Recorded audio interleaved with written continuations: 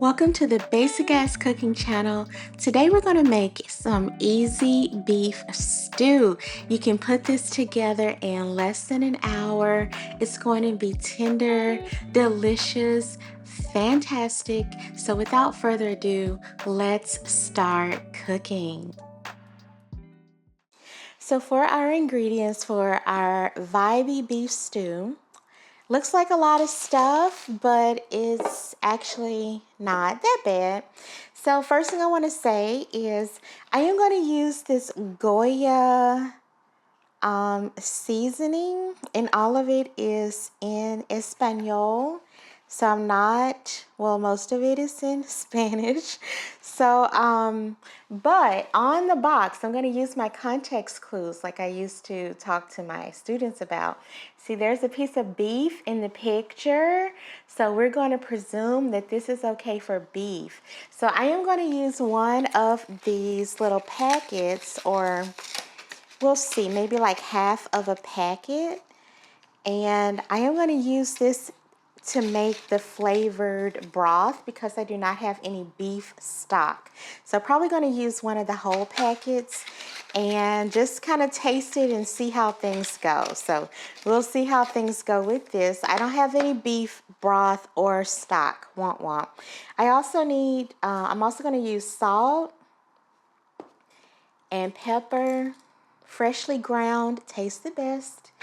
And then for the other seasonings, I'm going to use 1 or 2 bay leaves and some herbs de Provence. This is similar to like an Italian seasoning. And then I'm going to use some onion powder and some garlic powder, some thyme, some tomato paste. I buy the tomato paste in the tube because it's easier to just close this up than one of those little cans. So I use the tomato paste in the tube. And then I will also use a teeny bit of soy sauce.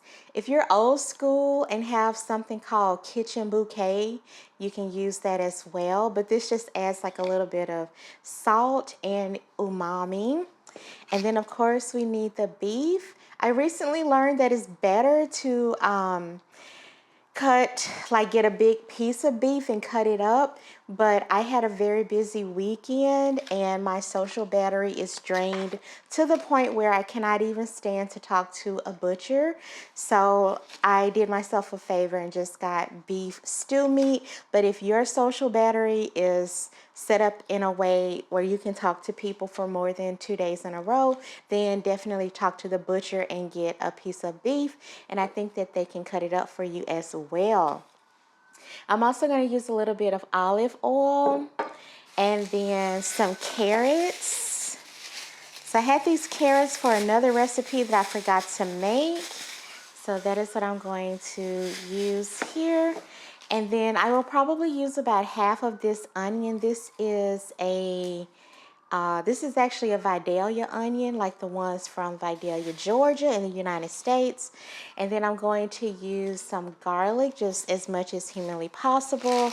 And then lastly, I'm going to use my fingerling potatoes. I like my beef stew to be very heavy on the potatoes, so I might use like 3/4 of this bag. So the first thing I'm going to do is to get the beef into the get it seasoned and into the pot. So this is my pot. It's a really large red cast iron pot with a ceramic coating. So I am going to turn it on to high and let it start getting heated up while I season the beef. Okay, back over here with seasoning the beef. So I'm just going to take it out of the pack.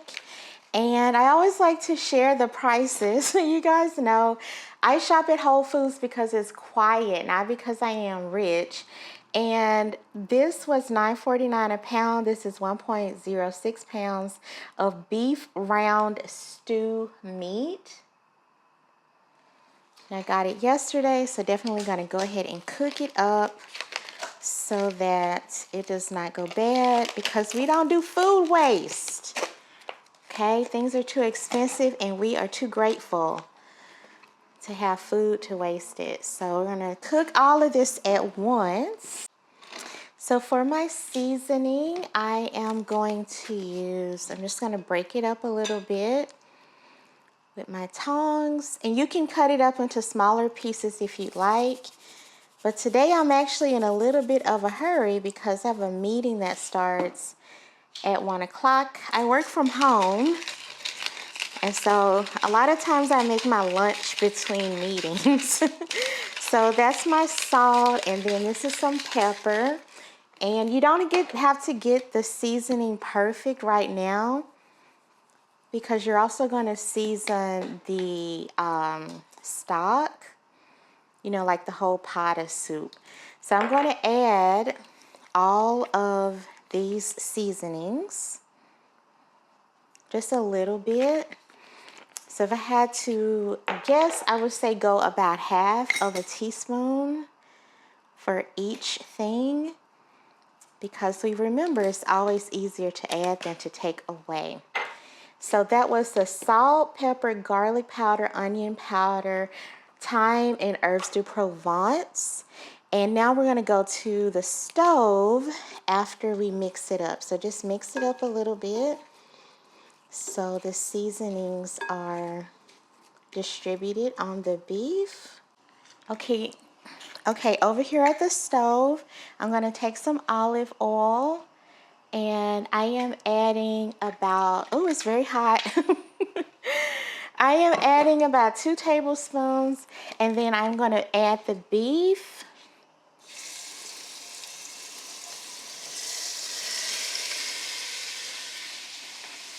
And then I'll take my tongs and spread the beef out into one layer.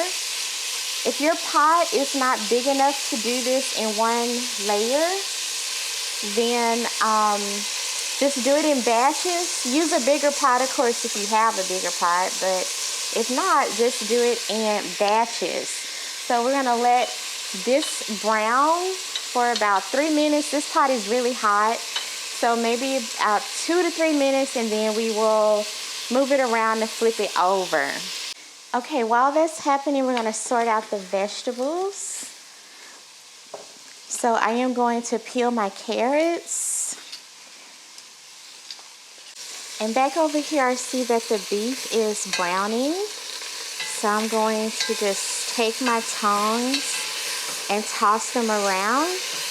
If you are a little bit more detail oriented, you can definitely like toss each one, like perfectly turn it over or whatever.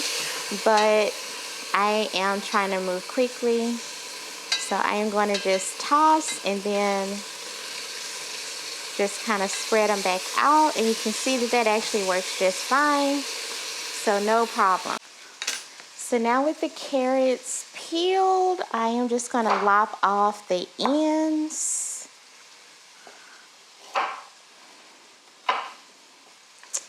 And then I want them to be cut pretty perfectly. So I split them down the middle like this, and then I just cut them like this. Try to get them like somewhat close in size.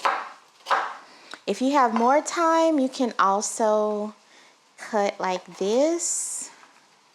This makes it prettier. And then they're all like perfect little cubes like that. But just do whatever you have time for. Moving back over here to the beef, I am going to now take it out of the pan. If you have a slotted spoon, do that instead of just using a regular spoon. But just try to get as much of like the fat off of the beef, because we're going to leave that in the pot to cook stuff. So So you can put your beef to the side. I'm going to lower my fire a little bit and now add the carrots.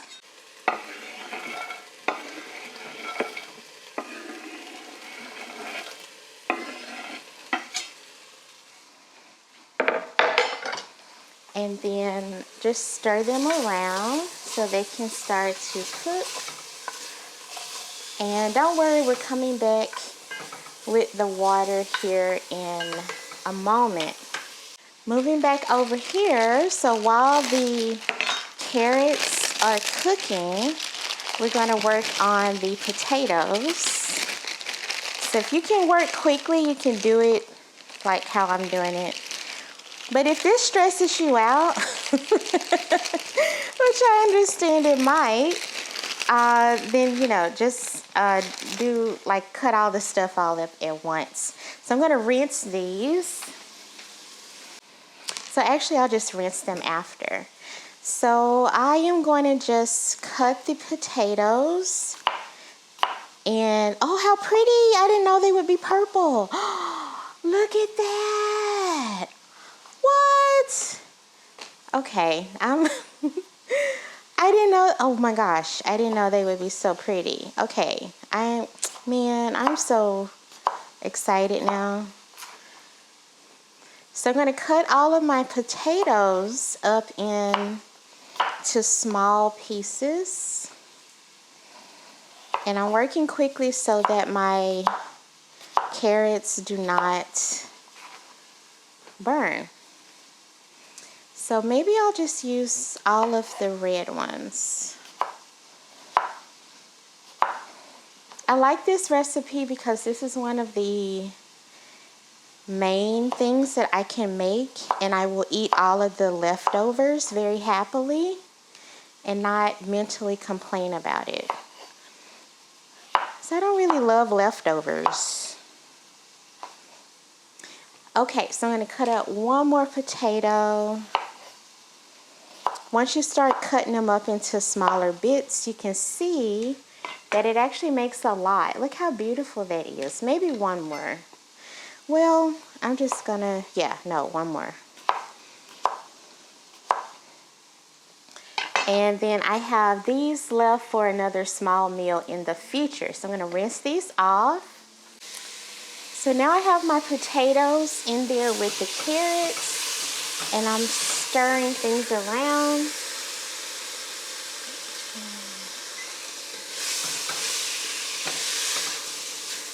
So now I'm going to go in with some water and start to like deglaze the bottom of the pan. So I'm going to put in enough to submerge those vegetables. And then I'm going to stir. Perfect.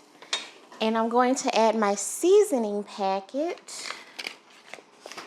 So as I mentioned, I'm using this Sazon Goya. Don't know what that means. Goya is the brand name, so I know what that means, but the other stuff I don't know. If you know, like maybe Google Translate does, let me know in the comments. Okay, I smelled it and it smells good. It's red, so that's interesting. I wasn't expecting that. So you guys wish me luck. I'm sure it'll be tasty. I've used this seasoning, the chicken version before, but I accidentally bought this orange version. And I'm going to use it because we don't waste. All right, so now I'm going to season with just a little bit of salt because I don't know how salty that seasoning is. And then I'm going to take my tomato paste, and you can add it, if you feel confident, right into the pot. I am going to add about 1 tablespoon. And I will stir this in. Now I will put my beef back in as well. And include all of the little juicy parts. and stir that in as well. And now we're going to finish the aromatics. Okay, back over here at the cutting board. So I'm going to take my half of the onion and just peel off. Just going to lop off this end to make it easier to peel. And then peel off just this top layer. Well, maybe like the first 2 layers. Until you get to like the all white and green part. And then I will chop across like this.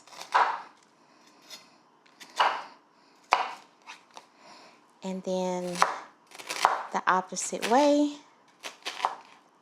So I'm going to add this to the pot now. And last but certainly not least is garlic. So I actually have a new thing I want to show you guys. So I personally hate chopping garlic, and I don't like to wash my whole little mini food processor thing when I have to do garlic. So I found one of these. This is super cute. So you take off this little thing and then you get to get out a little aggression while you do that. So we're gonna take our garlic. You do still have to get the clove, the peel, off of the clove of garlic, but it does save you a little bit of sticky fingers to use this little choppy thing, and I will link it down below. You can check it out if you're interested. So you can smash and then just get the skin off. If you have a cleaver, I saw on the internet the other day, this Japanese chef used a cleaver, like a big old knife, to smash. And he was able to like smash and kind of chop at the same time. So if you have a cleaver, you can go like, bow, you know, and boom, it'll be done all in one time. You can also just chop it the regular old way. I hate the sticky on my fingers. I hate it. But, oh my gosh, how great is garlic? I mean, seriously. I will suffer every day with garlic sticky fingers to have garlic in my food. All right, so then you just do that. Look at that. And then you just go to town. If some little bits fall out, that's okay. Fall out.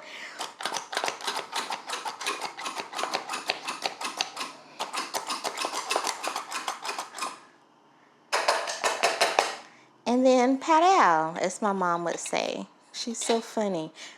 Pat-ow. Look at that. So there are, if you tap it enough times, it gets the rest out. But there you go. And now I'm going to put this into the pot as well. So now we have everything in the pot. And I am just going to stir it up. So if you're wondering how we're going to get it thick, we're going to take care of that at the end of the video. But all we have to do now is just let this simmer. So we're going to let it simmer until the beef is really tender and the potatoes and all of the vegetables and such are also very tender. So I'm going to turn my heat down to like medium. And I will leave, for this I use kind of a lot of water, so I'm just going to leave the lid off for right now. And my meeting starts in like 30 minutes, and I think the meeting itself is 30 minutes, so in about 45 minutes to an hour, I will come back and check on it. I did forget to add my bay leaf, so there it goes. Just going to submerge it. And now we'll come back and check on it. Now we're going to make the slurry that we will use to thicken the soup or stew. So I am going to use basically like a heaping teaspoon, about a teaspoon, a heaping half teaspoon, and amount. So, or just start with a little bit. And you can always add more if it's not thick enough.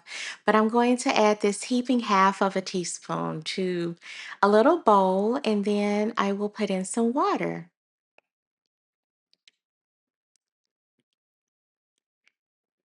So add the water to the cornstarch and then just mix it up until it is dissolved.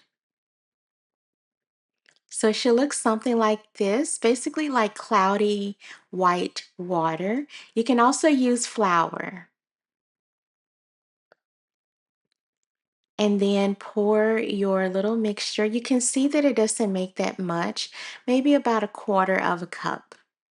And stir it in. If it's not going to thicken exactly right away, and that is okay. Just let it go until it is starting to boil again, and then it will thicken up. Okay, y'all, we are back, and this has actually been cooking for about an hour because the people at my job, they love to make the meetings go long. So, but that's okay. If yours has to cook for longer than like 40 minutes or so, it's okay. I did ran a little low on the water because the food was continuing to cook. So I did come back over here and add more water, and I put the top on the pot while it continued to cook and turn the fire down really low. So this is the top, and I don't remember if it's on camera or not before, but just put the lid on, and you can leave it a little bit open so most of the liquid stays in, but it can still evaporate just a little bit. So you'll do that. And then when I made the slurry mixture, the meeting was still going. So you saw how to do that. You just put it into the pot and stir it in and let it continue to cook. You can also skim off the fat, but I did not do that. And you can see that it turns out nicely without skimming the fat, but it's personal preference if you want to take the time to skim the fat. So with it cooking for so long, I already know that all of this stuff is done, but you just want to cook it like the knife just slid right in, no problem. Cook it until everything is nice and tender. And so now it is time to plate it up. So just a quick note before I end the video. This again is the seasoning that I used. I used a whole pack, and it turned out really good. I tasted the broth of this before I put in the slurry mixture, and it actually did not need much more salt than what I showed you that I put in before. So make sure if you use this that you kind of take a little taste and see like about the salt situation, because if you put in too much, of course it'll be too salty. So because it's already salted enough, I'm not actually going to put in the soy sauce. I think it's just perfect the way it is. So if you have more time and or energy, look how nice that turned out. If you have more time and or energy, you can make yourself some potatoes, like some mashed potatoes. So you can have like a little double potato situation. You can do that. I'm going to take out my bay leaf. Thank you very much for coming to the party, bay leaf. You can serve this with some rice, or what I'm going to do, I'm just going to eat this with a few crackers, and I'll show you my crackers. These are my favorite crackers from Whole Foods. So I'm going to have this beef stew with some Milton's multigrain organic crackers. These are my favorite ones from Whole Foods. And you can see I actually eat these because I have some more here in a bag. But that is it. If you want to get a little fancy, you can put a little parsley on it. So I have my organic dried parsley here, and I'm going to take this outside for a picture to shoot the video that you see at the beginning of these videos. But yeah, you don't have to do that. It's just for YouTube purposes. But look at that. It's absolutely fantastic. And if you're making like enough for a family, I think this would be, you know, enough for probably 3 to 4 people. If you have smaller servings and then you add, you know, you eat it with some potatoes, mashed potatoes, or some rice.